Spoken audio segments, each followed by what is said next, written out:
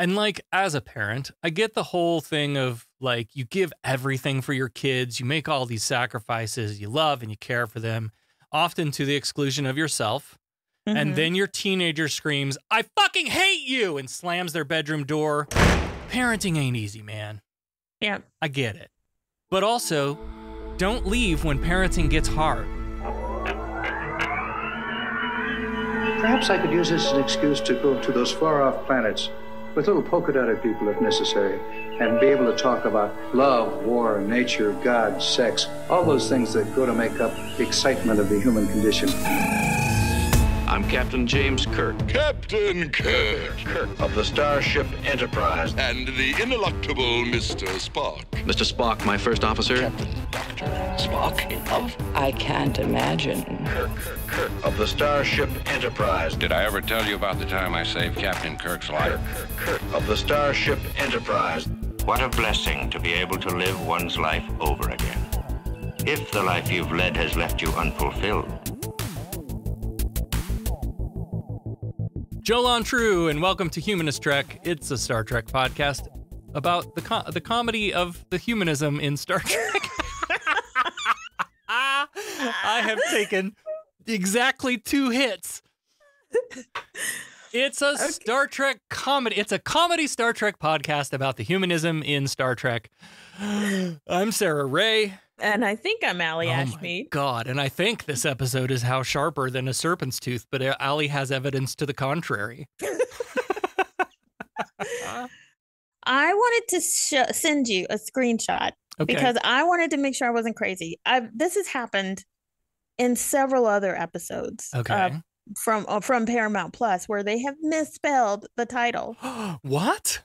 And then so I'm looking at the episode and then I'm looking online. I'm like, wait a minute. Okay, they've done it again. I don't know if you saw the same thing. I didn't notice it. There. So, I'm like, oh, but I thought, in the past, I thought the episode was called this. And you're like, no. Why is there a comma? And then Shaper. And then Shaper. Hold on. Let me pull up mine and we'll do a comparison. Because I think yours must be different. I don't know why it's different, but yours is different. Well, you're going through the Prime Paramount Plus? But it's still Paramount Plus. And I'm paying for Paramount Plus outright. So yeah, here, I'll send you back. Is it correct? It's correct on mine. What the fuck? So Amazon must be fucking some shit up. This is all Amazon then, because several episodes have the wrong stuff on it. Wrong name, titled wrong. They're probably using AI. Which you can't trust. Yeah. Okay, there you go. There's my screen. I could have just screen shared, I guess. That is crazy. Isn't that nuts? Like how? I don't get it. How sharper? I was like, how shape a serpent's tooth? That makes no sense. You want to just use that as our intro? And then we'll talk about Star Trek The Animated Series Season 2, Episode 5, How Sharper Than a Serpent's Tooth. Sir, contact with an object. It's moving toward us. No visual contact yet. Deflectors, full intensity. Sulu, yes, Captain. Anything on your scanners? It's coming at light speed. Collision course. Visual contact. Anything, over. All wavelengths dominated by ionization effects, sir. All engines full stop. This week, we've got a mysterious alien anal probe that Cartman's got this giant metal thing coming out of his ass. Did they give you an anal probe? Ah, what's an anal probe? That's when they put this big metal hoopajou up your butt. Whoa, they gave you an anal probe, Cartman? No, I mean, why would they do that? This week is actually Ancient Aliens. I wrote that into my notes in a lot of places. Me too. Everyone knows I love Ancient Aliens. So there's an alien anal probe that approached several Federation worlds, and when it scanned our own solar system, it sent a signal outward into space. But before it could be intercepted, it self-destructed. So we're tracking the probe's path backward to see where it came from. On the bridge, Kirk tells Uhura to put the probe signal on speakers. And this is what we hear. I think I have it, sir. It's whales. And this is what it would sound like underwater. Yes, sir. It's whales. Captain, better be whales here. That's hilarious. God. So they're tracing the probe's course backwards. And so far it hasn't intercepted any inhabited systems. We have a new person on the bridge who Kirk is ordering to speed up or slow down, whatever. He's doing Sulu's job, and his name is Mr. Walking Bear. And I feel like just, you know how like there were token actors or token, whatever, token Black people on all shows. Now this episode, we have a token Native American. I know this goes against everything that this show stands for, but I did some research, Allie. Okay, I did too. Oh, good. Unfortunately, this Native American character was not voiced by a native actor, but by trustworthy old Jimmy. And the character was apparently meant for a different episode that never came to be, written by DC Fontana, who told the co-writer of this episode, Russell Bates, about the character. And Bates himself was a member of the Kiowa tribe. So maybe all of those things intersected to inspire him to put a native character in this episode. Well, it actually inspired the whole episode because DC Fontana had always wanted Russell Bates to create some sort of story that talked about the Native American legends and how they saw the Little Green Man and their legends. So that's why he wrote this. He was like, I think, writer for some others in the past. Maybe they didn't get to the screen, but she wanted him to do this episode. Anyway, Sulu's off on holiday, and Walking Bear is sitting in with the band. Eric's picks up a vessel ahead at extreme range, following the same path as the probe, heading right for us. My God, it's coming right for us! At warp 3, and Spock doesn't have any readings yet. Maybe it's another whale probe? You think this is its way of saying hi there to the people of the Earth? So they start making phone calls, and as it gets closer, the details start to fill in. Spock says it's twice the size of the Enterprise, and Kirk asks, are we sure it's not inflatable? Extremely unorthodox design, and there's no other Starfleet vessels nearby. So they put the ship on screen, and it's just this large yellow glowy blob, which Spock notes has a massive energy field surrounding it. But the composition is entirely crystalline ceramic. What? Is Lore on board? The crystalline is this the crystalline entity? Is Lore on board? And he was about to explain further when they get hit by something. The Enterprise does, and they start shaking and losing speed. They've also lost the helm. And of course, Scotty, anything goes wrong, Kirk calls down engineering. What's happening with the engines?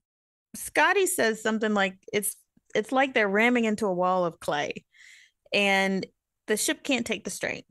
So they stop the engines, and damage report, though nothing's actually damaged. Nobody's hurt, and nothing is damaged. But now Spock reports the Enterprise has been encased in a globular force field, and we see what is clearly the first ever design for a Hallmark Star Trek snow globe. Dude, I had so many of those fucking snow globes in my collection. Globes? Oh, yeah. And they all like lit up and played Star Trek music. Oh, yeah. Nope, never seen one. What? Oh, man, I had like 5 or 6 probably. Hold on. They'd be worth a fortune right now. Actually, I made that joke, and I don't think it's Hallmark. Now I think it was some Hallmark. Other something. Was it the fucking Franklin Mint or some shit? Who was it? Were they Star Trek snow globes or just? Yeah. Oh. Yeah, it had like the Enterprise. Here we go. I had this one. Star Trek The Next Generation, 1993. There's one with a Klingon ship. Yeah, so like this cat right here. I had a shit ton of those. Oh, that would have been cool. Oh, I see the Voyager. Right. So it has like a hood, right? And with a star field printed inside the conical hood. And so it looks like a star field behind the ship, and then it would light up and it would play. Oh my gosh, that would have been. It's only $29 right now. I would think if you had one, huh? Resist. Resist. Well, no, I would think that would be way more expensive since that is classic. Exactly. And that's all those fucking toys that I had, all the Star Trek memorabilia and shit that I had collected. Mm-hmm. I had all the He-Man stuff. I had all the G.I. Joe stuff. And the problem is none of it is worth anything unless you can find someone willing to pay what you think it's worth. But because by the time this all came about, by the 90s, all of it was so fucking mass produced that the supply far outseeds the demand. And so they're not going to raise in value. And I'm going to, mid-episode here, turn the car off to the off-ramp because to the lookout point. We were talking about recently. We've been talking about Allie. There's a answer the communicator.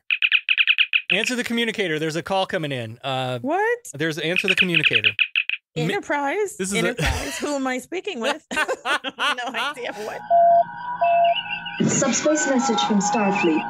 Switching to speaker. This is a weird mid-episode answer the communicator. This is from our friend Erebasat on the Mastodon. We've been talking recently about the toys and how the cartoons were made to sell toys and all of that shit, right? In the 80s, in my childhood. And we talked about like, wow, why wasn't Star Trek on that bus? Erebasat says there's a reason Star Trek, TAS, didn't hawk toys to the kids. There were government restrictions on advertising to kids. That all changed with everybody's favorite Ronald Reagan. The Gipper lifted those restrictions so that the free market could bombard the little eyeballs with ads for unhealthy foods, helping cause the obesity epidemic, and ads for G.I. Joe, Transformers, and Care Bears, which were toys first and shows second. These shows just existed to sell the toys, and then linked a great article about how this is all Ronald Reagan's fault. But there you go. And so by the time the 90s came along, they were mass producing this shit in such number that supply exceeds demand, and so it's not really worth anything. Wow. I still don't know who made them. Don't really know. Because it was specifically like these ones. Yeah, see, I had that box and everything. Anyway. Man, we have gone down a weed rabbit hole. We've pulled, like you said, we pulled the car off to the side and we've gone to the lookout point. We just, listen, all we did was shut the engines down. And if that sent us on a side conversation, then that's what happens. Anyway. So they're trapped in this, I need to know, because I wrote Hallmark. Who made the, Oh, okay. Who made the what? The Star Trek snow globes in the 1990s. Hamilton Gifts. That's who it was, Hamilton. I knew that. Okay, so let's do a find replace here. So they're trapped inside this Hamilton Gift snow globe, and it absorbs the force, any force put against it, so they just can't like warp their way out. Then Spock reports that they're being probed, and just as suddenly, the ship itself appears in the yellow glow. And this thing looked like a crab to me. It's got this like purple lower thing that looks like a mouth, but where the inside the mouth, it looks like there's like a universe with stars. Yeah. And then the upper part is these red like crab claws. We should just be fucking taking screenshots left and right. So, there's this crab claws coming out of this ship, or maybe eyes. Maybe it's like something. The crab eyes. Yeah, like they look like wings of some sort. If you're looking from a mechanical point of view, but yeah, it was it is bright red and like I said, purple and okay. So this weird ship fires off a beam that surrounds the Enterprise and gives it another good shaking. Kirk tries to order full shields and reverse thrust, but Spock reminds us of the Hamilton Gift snow globe, so Kirk orders, well, shoot it. But the phasers can't get through the snow globe either. And then the alien beam turns off, but the ship is still approaching slowly and scanning them, and then suddenly it changes from form of crab to form of flying dragon from The Legend of Zelda Tears of the Kingdom.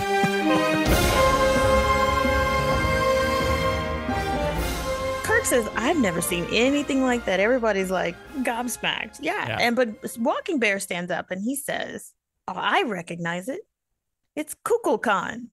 And a boomy voice echoes across the bridge. I was angered because I believed you had forgotten me, but one in your midst knows my name. You will be given one chance to succeed where your ancestors failed. Fail me again, and all of your kind shall perish. Kirk's like, Walking Bear, how do you know this Kukulkan guy? And Walking Bear says, I'm cuckoo for Kukulkan. Yes, so let's talk about how fucking Shatner doesn't know how to say Kukulkan. Yes, Kukulkan, it's Kukulkan, like nuclear. Yeah. Do you know why? Why? No. Because, well, first of all, he always mispronounced stuff anyway, but this time, when they recorded this episode, Shatner was off in New York separately doing voice recording. So his whole part, they weren't even in the same room or together. But he is known for mispronouncing stuff. Walking Bear explains that he is a Comanche and majored in ancient aliens Earth history at the Academy. Boy, it sure was lucky Sulu was on holiday for this particular episode, huh? Yeah. Token. Real convenient. Yep. Token. His name is Tolkien? Yes, you know his name is Tolkien. I thought your name was Token. My name is Tolkien. Sorry, I don't think it's that weird. J.R. Tolkien is one of the most prolific, influential writers of our time. Holy shit, that's what his name means. What did you think his name meant? Spock does confirm, of course, he consults the library, and he confirms that Walking Bear is correct. The Mayans had a winged serpent god legend. This god came across the skies bringing knowledge, and this is pretty common for Earth people. So Kukulkan is known to be like the creator god of rain, wind, storms, and life. And the other names are Quetzalcoatl from the Aztecs, Cucumats and Tohil from the Quichimaya, and then Ehecatl from the Huastecs. So different early Mayan Aztec cultures called them different things. Mm-hmm. And isn't it interesting? Star Trek, the Saturday morning special posits. Isn't it interesting that so many different cultures on this big old rock that we're on that had no contact with each other came up with real similar shit? Maybe what humans thought were gods were actually aliens. Again, here we go. I'm not saying it's aliens, but it's aliens. I love that show. Then in sickbay, McCoy suddenly disappears in the middle of an appointment. You just imagine he's got his hands on your balls and he's like, turn your head and cough, and then he just disappears. Or he's got his finger up your ass. But before he disappears, he is shit talking some poor young yeoman by saying, you don't deserve it, yeoman, but you're getting a few days bed rest. I'm like, what a dickhead. And then he winks out. Scotty winks out from engineering, and Kirk is about to ask Walking Bear some follow-up questions. Walking Bear also winks out, followed shortly by Kirk himself. So Spock records a captain's log summarizing the last 7 minutes and 40-some seconds, and then we're on the alien ship, apparently. It seems like they're in this massive, like, warehouse-sized room. Like, there's nothing on the walls. There's no furniture. Super-duper high ceilings, almost like a void. Yep. But they figure they must be inside of the ship that they saw. And they don't have their communicators. Somehow McCoy got to keep his medical kit. Maybe they thought, well, he's not going to really do anything with it anyway, so we're in no danger. So Kirk starts asking his follow-up questions to Walking Bear. What happened to Kukulkan? And just like you said, the same legend that all these cultures have, Kukulkan he left and he promised one day to return. So that sounds real familiar. 2,000 years and we still waiting on Jesus to come back, even though he said it would be within the lifetime of the people who were alive when he died. Study your Bible. Anyway. Kukulkan's the same way. But Kukulkan had some different stipulations on when he was going to come back. But just then McCoy's like, we're being watched. And of course they can't communicate with Spock on the ship. But then they hear this booming voice. Go ahead, you do it. Oh, you want me to do it? Yeah. I hate being God. but I'll do it. Fine. I just want to I want to drop you into the echo track too. They hear a booming voice and it sounds a little pissed. Now I will show you the seeds that I have sown before. Learn from them. Find their purpose if you can. Only then will I appear before you. And then suddenly they're whipped away to a jungle. This is a holodeck. Yeah, it's basically just a holodeck because they land in the jungle, then that goes away, and now they're in the center of an old Aztec city. And at the center of this Aztec city, there is a giant pyramid. There's like columns all around with Kukulkan imagery painted or carved into them. And Scrooge McDuck comes out of the pyramid on a shitty old sputtering puddle jumper plane with coins dropping out the back end. DuckTales. Ooh. No? Didn't watch. No, didn't watch. You got to watch DuckTales. DuckTales is so great. This is the kind of place they went. They went into these old fucking Mayan Aztec temples and shit, looking for the the lost treasure of the Aztec whatever. This is absolutely DuckTales. Act 2. Did you watch those as an adult? No, I was a kid. Okay. I was older than you, so I'm not. You were still older than me. I know, but I mean, not that you needed a reminder, but I know I'm an old lady. But I was older than you when you were still watching cartoons. Right. I wasn't. Yeah, this was I know it. 1987 in the height of my cartoon watching. Yeah. Yeah. Yeah. I'm in high school, and that wasn't cool. Yeah. What did we have? We had Teenage Mutant Ninja Turtles. Yep, that was the way I was past that. Yeah. Scooby-Doo was always funny. Just, I don't know that I watched it anymore. But okay, this is from 1987. Alf, the animated series. I can't remember if I watched that one or not. I didn't watch the animated. I watched the actual show. I watched the actual show too. Yeah. Oh, man. The stories behind that are like real, not great. Yeah, it was really bad on the set. Fraggle Rock, the animated series. I watched that. I also watched the original, like Fraggle Rock. I loved Fraggle Rock. A lot of this stuff I'm not recognizing though. My Pet Monster, that was another one that was like cartoon made to sell shit. They had these large plush, ugly fucking monsters with like yellowy teeth and shit. They were really gross. You should look them up. Popeye and Son. That was the sequel. The sequel to Popeye, where he had a kid. Okay, I think I watched the original Popeye and Brutus and Olive Oil. Yeah, because I'm old. Anyway, God, we just keep going off on these weed tangents. I know. Act 2 already. I know, it's crazy. So they're going to investigate. On the bridge, Uhura's worried about the captain and the others, but Spock redirects her back to monitoring the alien vessel. Their first priority is to get out of the snow globe. And when he tells her to return to her duties, the writers here had originally written Uhura to say something to retort back, but they didn't. It's like, but they, I guess, took it out or decided against it. I just thought that was funny because he was very abrupt with her. Get back to your job, bitch. You know, that kind of. Back in the ancient city, they're studying some obelisks, towers, which Kirk thinks look Egyptian, but Walking Bear points out that the carvings are definitely not Egyptian. Sure is lucky we've got a historian of this type filling in for Sulu this week.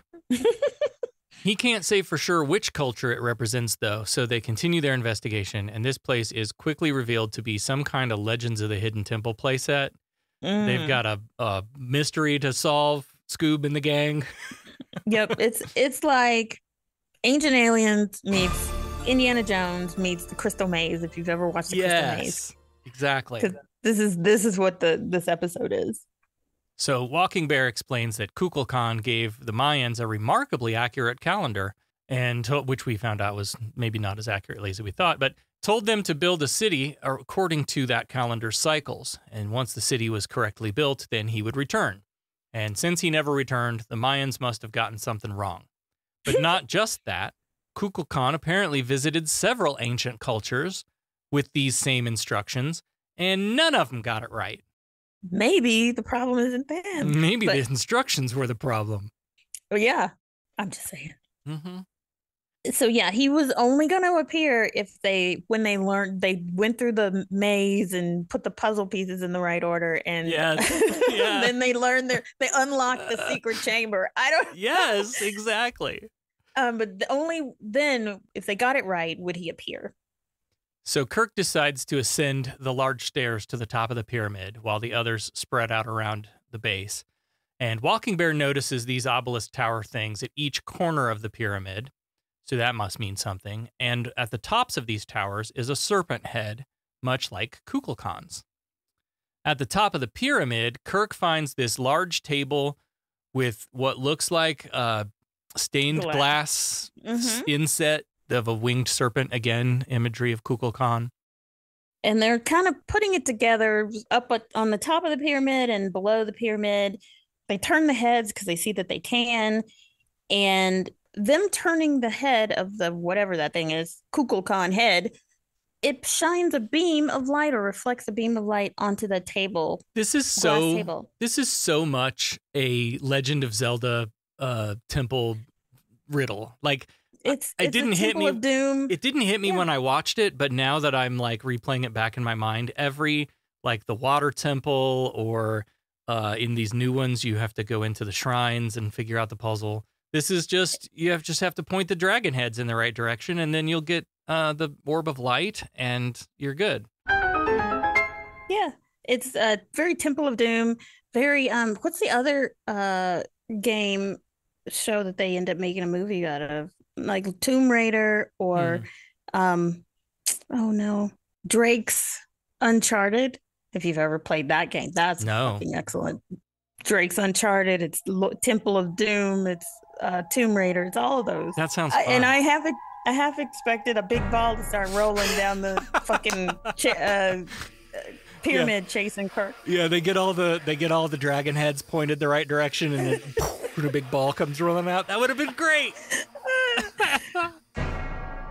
No, they get all the dragon heads turned around, and that focuses the sun to shine through. So is this a sun god? Is that kind of what we're saying, or that's just the puzzle? It's just the puzzle, I guess, because he was like the god rain of water or something. Yeah, rain, and it wasn't sun. So sure enough, all the sun's rays are reflected one by one back up into that table, like through the bottom into the stained glass, and lighting up the glass, and there's like starts glowing real bright. And Kirk comes back down to ground level. And he figures out that it's some sort of energy amplification system, and it's a signaling device, and that's what they didn't get right. You mean to tell me that the Aztecs and the Mayans couldn't figure out, oh, look, those heads turn? Really? I know. Mm-hmm. Right. So Kukulkan speaks again. I'll do God again this time. I'll be God. No, you be God. After scores of centuries, my design has been fulfilled. Behold me as I am. And the screen goes white, and now there's a giant winged serpent flying above the pyramid, and he's like, where is your hate and your weapons of mass destruction? You do have WMDs, right? Your president told me that there were WMDs here. There be WMDs here. Kirk's like, we don't have any weapons, and if we did, we would only use them if we were provoked. But I guess I don't understand this whole thing where Kukulkan is wanting their hate. Like, where's your hate? You hate me, don't you? Because I guess because they didn't contact him if they didn't get it right. Is that why he's thinking they hated him? I have no idea. I don't know. But Kukulkan thinks of himself as the owner of these and perhaps all humans. He's like, ugh, I was afraid of this. You've all forgotten me and strayed from the path I set you on.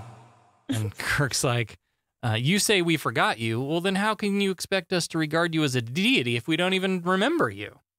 And exactly. This is my question. How do you expect us to believe a book that other people wrote? We've never seen you. Mm-hmm. How do you expect us to really believe in you? Exactly. And so Kukulkan's like, all right, well, since you seem to have forgotten, I'll teach you all over again. So next, then we're in some kind of laboratory zoo room, which is like, where the fuck did that come from? And Kukulkan has a number of strange species behind glass. And the Starfleets are like, I really thought we had addressed this cage as a cage shit before, but I guess here we go again. Yeah, what was the zoo episode that we literally just did a couple of weeks ago? Yeah. So we're back in the zoo. Kukulkan, he feels like he owns these creatures too, and he's like, please feel free to examine any of my specimens.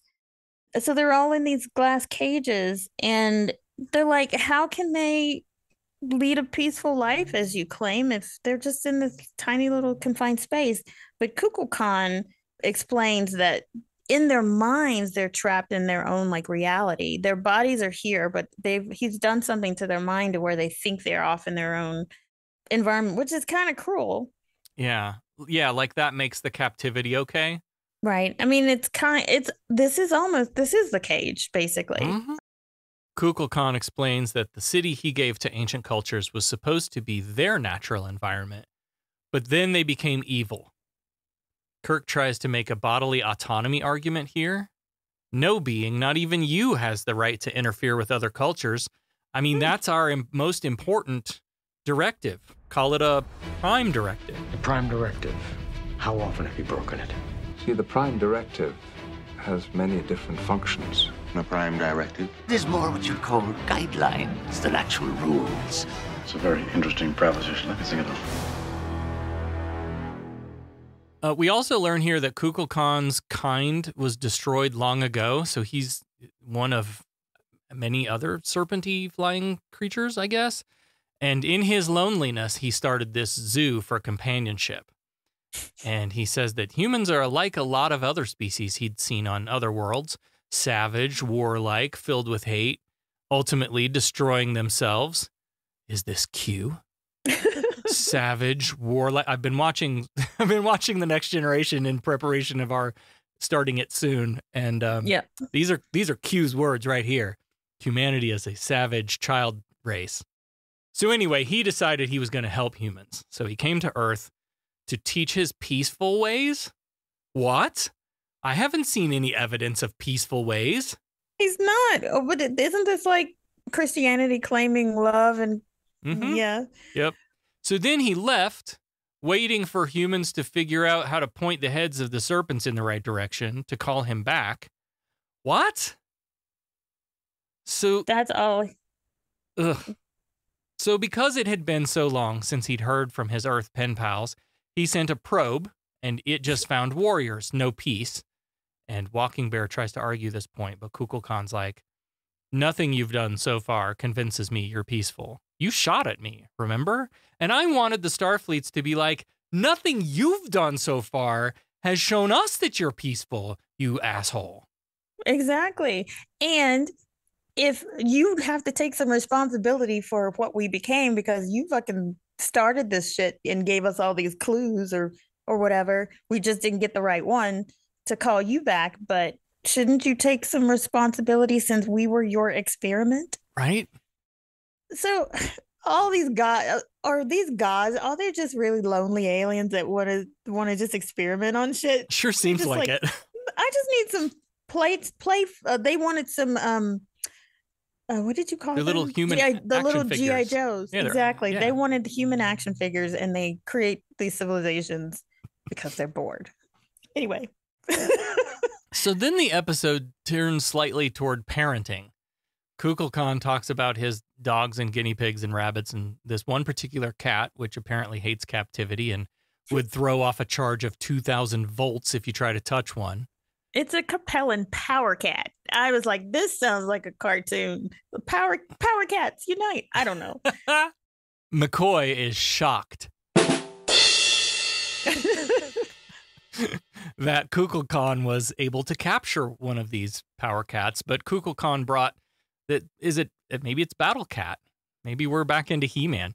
Kukulkan caught this power cat when it was an infant. Children, like the humans of Earth he met so long ago, and he still thinks of them as children, to be led and shown how to live. Kirk makes a really interesting comment in response, and he says, but if children are made totally dependent on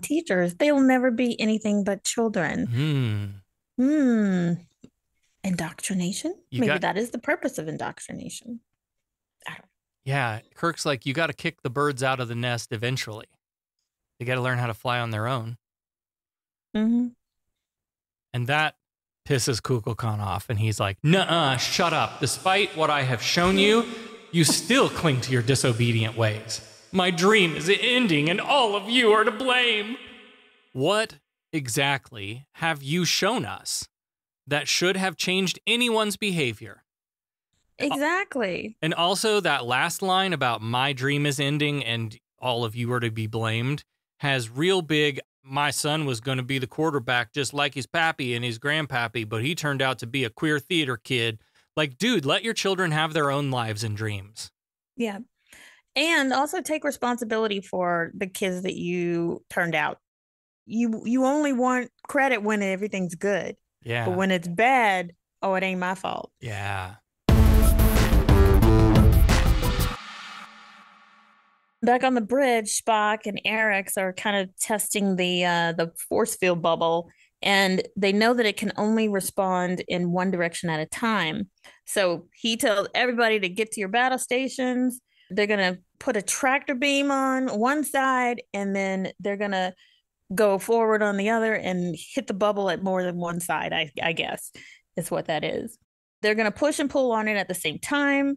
And if they shatter it, it's going to send them like approximately 5.698 light years away, Captain. Thank you, Spock. Thank you. Thank you, number one. So that's their plan. Back at the zoo lab, Kukulkan is flying around the room, dive bombing the Starfleets when he suddenly detects the Enterprise broke his snow globe. So now they're going to try to distract Kukulkan and buy Spock some time. And Kirk's first idea is to pull the plugs on some of these animals' enclosures. But McCoy points out most of them would just lay there. Except Battle Cat. What do we call him? Power Cat. Power Cat. Shit. The Capellan Power Cat. Except Power Cat. So they decide to wake up Power Cat. They let him go, and of course he wakes up and he's got a charge around him. He goes around smashing all the other cases and letting all the other animals out too. And then Kukulkan is calling them irrational savages, but didn't he just sort of respond already with violence? Mm-hmm. So Kukulkan can shut the fuck up. The Enterprise licks off some phaser shots, and the lights on Kukulkan's ship start flickering. And Kukulkan says he can't control these creatures because the Enterprise took out the central power source. That could be big trouble for everyone, so Kirk gets a tranquilizer hypospray from McCoy and goes to inject Power Cat, and thankfully he gets the jab in just before being thrown off by the electricity. And I was so disappointed that the next shot wasn't Kirk with his hair like sticking straight out. Oh, I know. Like when you get zapped. In the cartoons, yeah. That would have been great. No, but he's fine. He just got zapped a little bit. But then the Power Cat is like doing what cats normally do, is grooming themselves and just chilling. Mm-hmm. It's like rubbing up against Allie. Another animal, speaking of rubbing up on you, another animal rubs up against Scotty's legs. And he's always making friends like that. Him and Sulu, of course Sulu's not there, but Kirk demands to be heard, and Kukulkan reluctantly agrees. And then Kirk asks if Kukulkan really thinks of them as inferior as these other animals. And Kukulkan says, no, but your violence is worse than even that Power Cat. And McCoy's like, you think we don't know that about ourselves? Like, we know we're violent, but we've also been using our minds and trying to learn to live in peace. Right? Again, this is fucking Q, man. And I didn't notice it until we started talking about it. This is humanity as a violent child species, and humanity is making the argument we once were, but we're working to overcome it. That's this episode. This is fucking Encounter at Farpoint. Mm-hmm. Anyway. Weed. Kirk makes the free will argument here, mm-hmm. Which is something we also get in Christianity a lot, which is, you can't hold God accountable because we have our minds. We can't be what you wanted us to be. We fail or succeed on our own. You have to let us make our own decisions.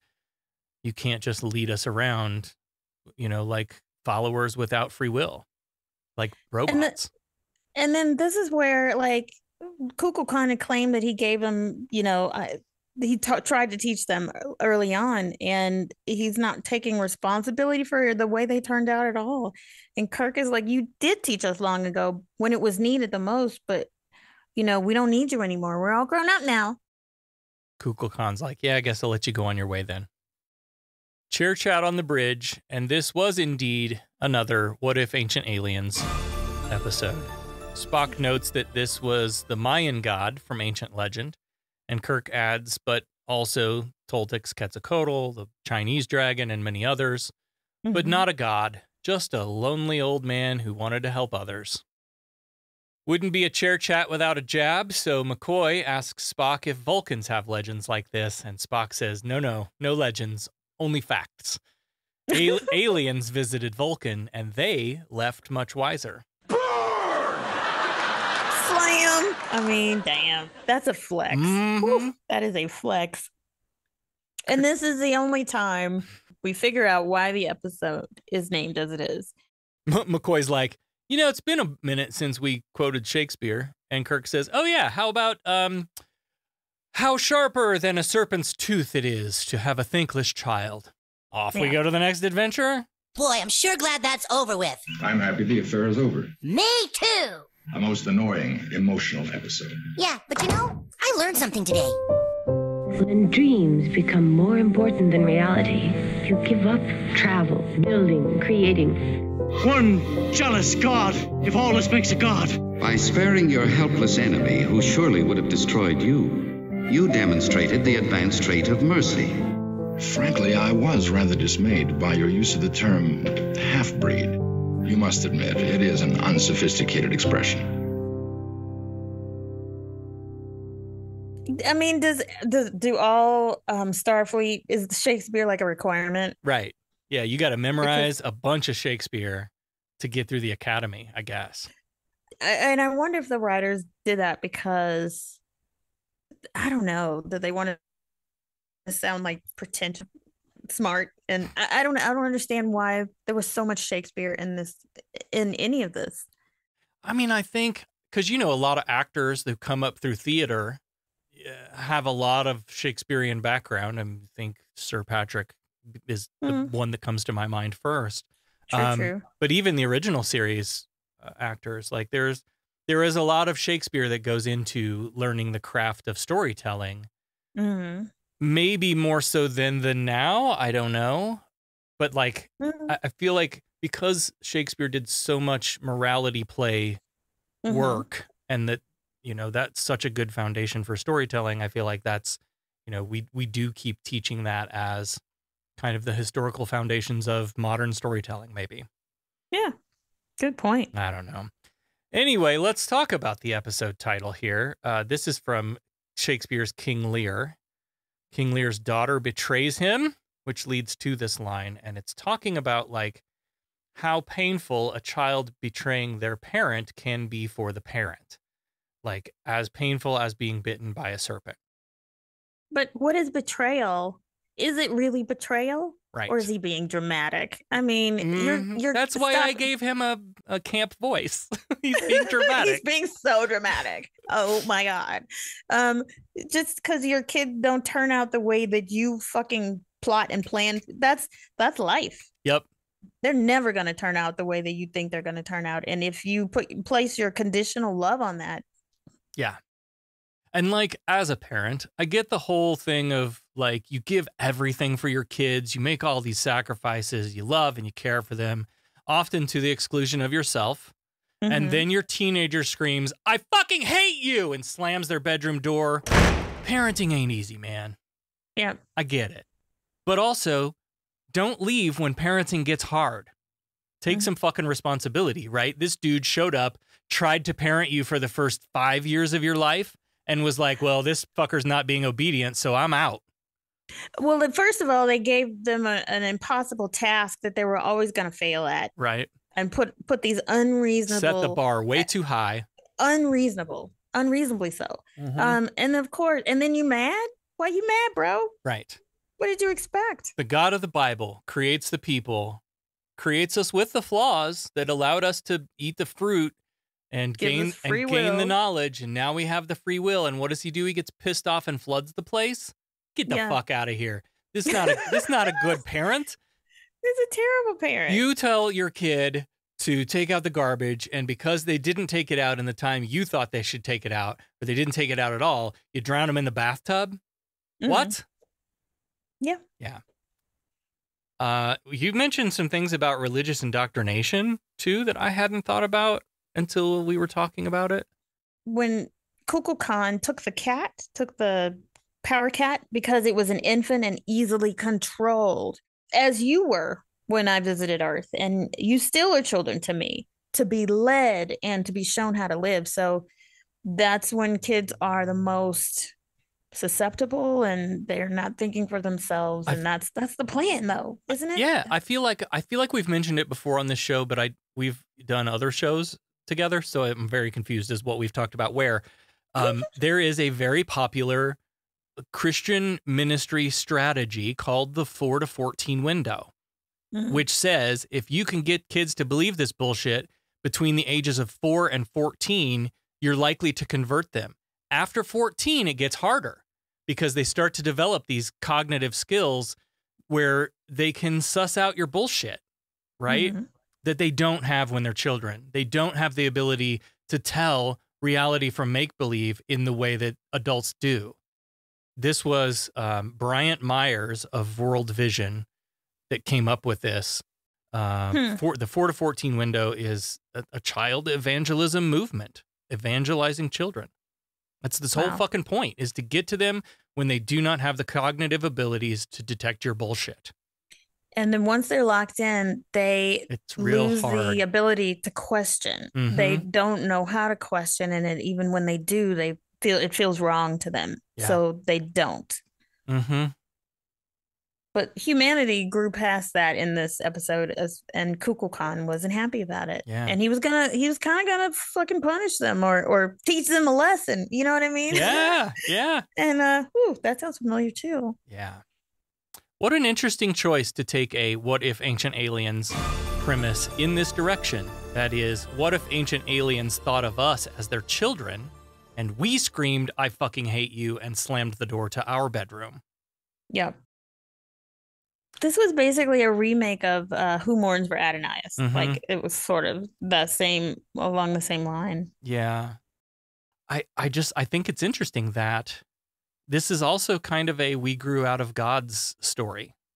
Like, the need for you no longer exists because you tried to get us in the 8 to 14 and now we're 21 or whatever, and at 21 we have the ability to detect your bullshit and we're not interested. Yeah. I think it is interesting that they brought this sort of, not theory, but here's another way of looking at your God. I don't know if anyone would have actually caught that. Right. But here's another way of thinking that maybe this is how the origin of your religion. And it could have just easily slipped by if someone wasn't paying attention. And by doing it from the perspective of an ancient culture and not modern day religion, is a good way to kind of reflect that back onto your religion. Yep. Did you know that this is the episode, I think it was back in 1974. So they wanted to go up for an Emmy. Really? And this was the episode that was submitted for that Emmy for that year. And they won. No shit. I did not know that. Again, I think you just have to submit a specific episode for the Emmy. And they won for, let's see. It won an Emmy for Best Children's Series. For this episode? Yes. Really? Interesting. I'll be damned. It received top ratings for a children's show, and it got favorable comments and mail. Wow. All right. Let's get right to business. Fine, I'm authorized to pay an equitable price. Federation has invested a great deal of money in our training. They're about due for a small return. Listen, we pay off percentages. We're entitled to a little service for our money, huh? Is this the way your citizens do business? Their right of petition? They pay their percentages and the boss takes care of them. Is there anything else? We want to thank everyone who supports the show on Patreon. We especially want to thank our founding admirals. A special thanks to Russell, Allie, Peter, Sarah, Sherry, and Bruce. Thank you, patrons. Thanks, guys. Listeners of Humanist Trek at Tanagra, the podcast, It's Humor in Laughter, Dathon on the Patreon Sea. Shaka, when the reviews fell. Kahlo, his pledge at Patreon. Humanist Trek, their content wide. Darmok and Jalad at Patreon. Pledge with arms wide. Mirab, with your support, your laughter, Temba, his arms open.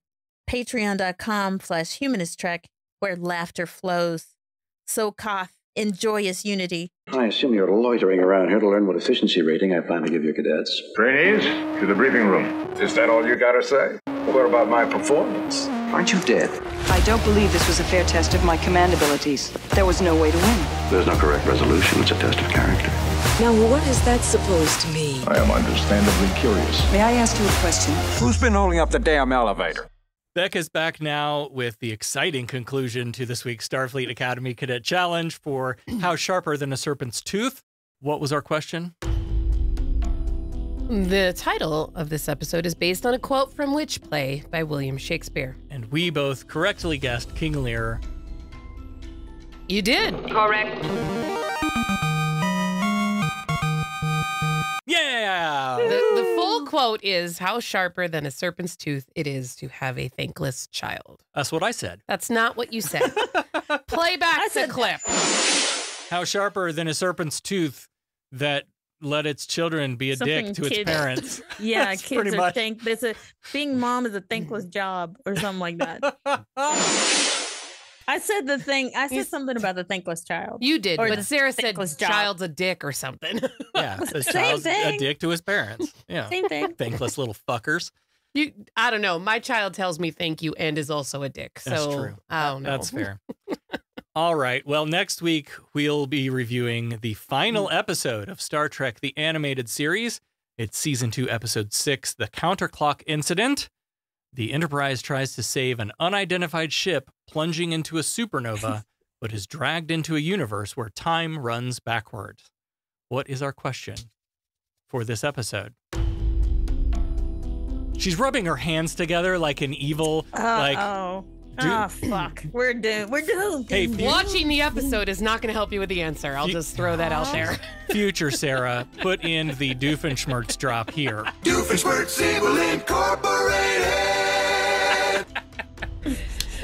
This was the last Star Trek production until Star Trek Motion Picture. Yes. This is the longest period of time in which the franchise lay dormant.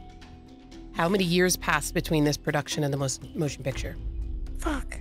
Okay, when was the motion picture? 1979. Motion picture, so 5 years. Is this 73 or This was 74. 74. 74. 5 years. Okay, 5 years. I'm with you. We'll stand together on 5 years. We came up with this answer together. So if the motion picture was in 79, 5 years, or 4 and some change, so we'll go 5. Like Robert April and his wife plunging into the donut hole, we stand together with our answer, 5 years. And if you want to stand with us or stand apart, you know how to do that. Head out to your social media, share this episode with the hashtag Starfleet Challenge and your answer. Doesn't have to be right. It could be funny, 69, whatever. And we'll pick out a winner, and you will be our favorite person for at least 1 week. Next time on Humanist Trek, Star Trek, the animated series, season 2, episode 6, The Counterclock Incident. Divtor Hex Musma. Kapla! Humanist Trek is available wherever you replicate your podcasts. Follow us on all the social medias at Humanist Trek. Become a patron at patreon.com/humanisttrek. Open hailing frequencies to podcast@humanisttrek.com and visit our website, humanisttrek.com. Humanist Trek is a production of Sarah Austin Media.